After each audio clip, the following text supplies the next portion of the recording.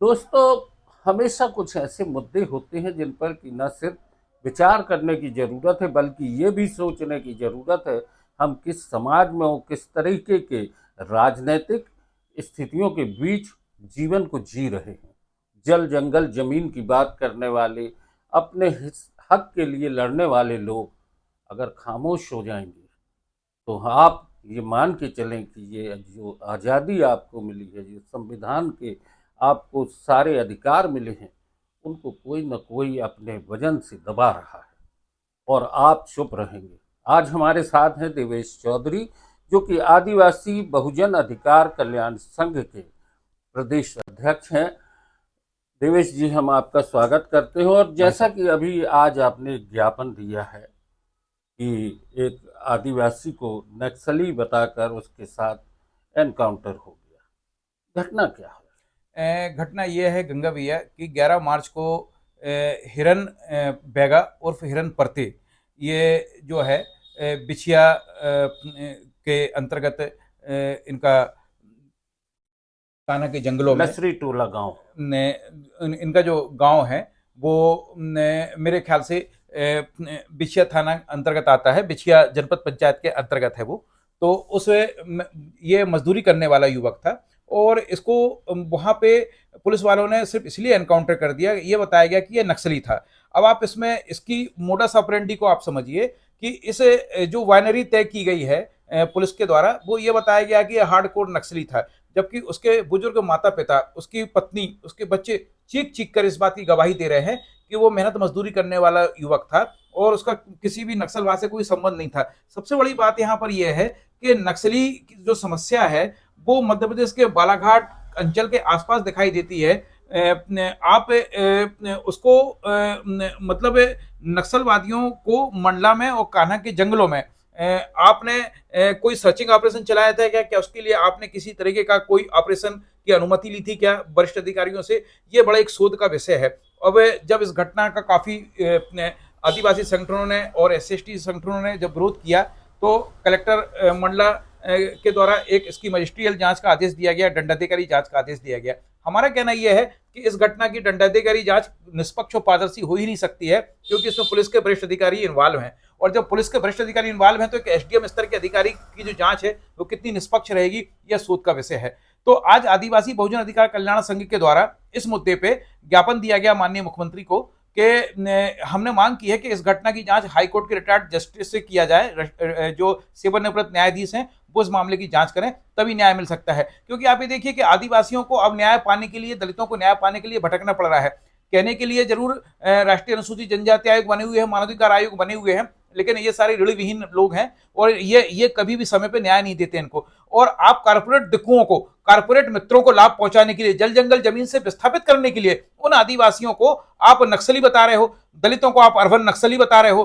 तो आप जिस तरीके से, अगर कोई व्यक्ति अपनी जमीन छोड़ने को तैयार नहीं है, अपने पुरखों की यादों से वो जुड़े रहना चाहता है, तो आप उसको इस तरीके से एनकाउंटर करोगे। यह भय और आतंक का जो माहौल बनाया जा रहा है निर्वाचित सरकारों के द्वारा या रूलिंग क्लास के द्वारा, यह निश्चित रूप से एक खतरे की घंटी है। वो ये बताती है कि इस देश में जो हमारा लोकतंत्र है और जो संविधान है, और संविधान के दायरे में रहकर न्याय मांगना भी अब लोगों के लिए भारी पड़ गया है। इसलिए ये घटना न केवल निंदनीय है, अपितु ये कई प्रकार के हमको अलार्म देती है और कई प्रकार से अलर्ट करती है कि आप अगर इनके शोषण का विरोध करोगे, इनकी आप किसी भी तरीके की आप जो कारपोरेट ताकतों को जो लाभ पहुंचा रहे हैं, जो बाजार को नियंत्रित करने वाली ताकतें हैं, उन ताकतों के हाथ की कठपुतली बनी हुई है हमारी सरकारें। यदि उन सरकारों को हम विरोध करते हैं, उन सरकारों की जो विस्तारवादी नीतियां हैं या कारपोरेट समूह को लाभ पहुंचाने वाली नीतियां हैं, उसका यदि कोई व्यक्ति विरोध करेगा तो आप उसको नक्सली कह दोगे।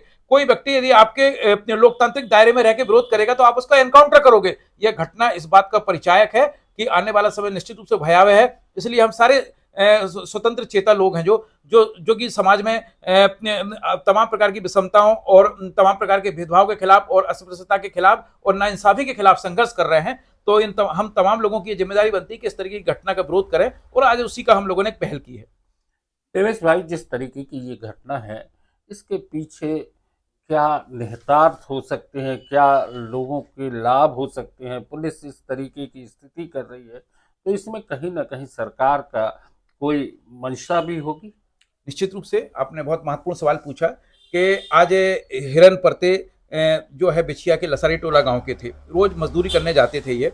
और सरकार का अगर आप ये देखिए कि विधानसभा का सत्र चल रहा है और उस सत्र में इस मुद्दे पे कोई चर्चा नहीं की जा रही है, और जिस क्षेत्र अंतर्गत, जिस विधानसभा क्षेत्र अंतर्गत यह घटना घटी हुई है, वहां भी विपक्ष का विधायक है एक, उसके बावजूद भी किसी के कानों में जू नहीं रंग रही है। तो आप ये सोचिए कि इस छोर से उस छोर तक सभी सरीके जुर्म हैं। आप ये पूरा जो सिनारियो है, ये जो पूरा, अगर हम एंटायर पर्सपेक्टिव में बात करें तो ये इससे समझ में आ जाता है कि सरकारें भी दरअसल जो है पूंजीपतियों के लिए काम कर रही हैं, कारपोरेट ताकतों के लिए काम कर रही हैं, कारपोरेट ताकतों के हाथों की कठपुतली बनी हुई है। यही कारण है कि न्याय मिलना अब दुर्लभ हो गया है। न्याय पाने के लिए भी संघर्ष करना पड़ता है। जो हमारी संवैधानिक संस्थाएं हैं जिनका काम न्याय देना है, वो भी इस मामले में मौन धारण की हुई है। अन्यथा क्या कारण था कि इस मामले में न्यायालय स्वयं सुमोटो ले सकता था, इस मामले को राष्ट्रीय मानवाधिकार आयोग अपने पास बुलवा सकता था, इस मामले में राष्ट्रीय अनुसूचित जनजाति आयोग जो है हस्तक्षेप कर सकता था। लेकिन सरकारों के दबाव में सारी संस्थाएं काम कर रही हैं, सारी संस्थाओं को नपुंसक बना दिया गया है। और अब कहीं भी अन्याय अत्याचार का किसी भी तरीके का अगर कोई प्रोटेस्ट होता है तो उस प्रोटेस्ट को दबाने के लिए उसी तरीके की नीतियां अपनाई जाती हैं जिस तरीके की नीतियां परतंत्र भारत में जो अंग्रेजों के द्वारा अपनाई जाती थी। ये बड़ा दुखद तथ्य है। हिरन परते एक बैगा समुदाय से मजदूर और उसे एक नक्सलाइट हार्डकोर नक्सली बताकर जिस तरीके से एनकाउंटर हुआ है, इसके पीछे की कई वजह हो सकती हैं। एक तो मैं आपसे ये स्पष्ट कर दूं कि जल जंगल जमीन पे कहीं ना कहीं एक कारपोरेट लॉबी की नज़र है। वो घुसना चाहती है, वो वहाँ उद्योग स्थापित करना चाहती है, वो जंगलों पर अपना कब्जा करना चाहती है। इन आशंकाओं को नकारा नहीं जा सकता है। हिरन परते की मौत एक बड़ा सवाल है। नो न्यूज़ ऑनली व्यूज़ पर आज की चर्चा बस यहीं तक।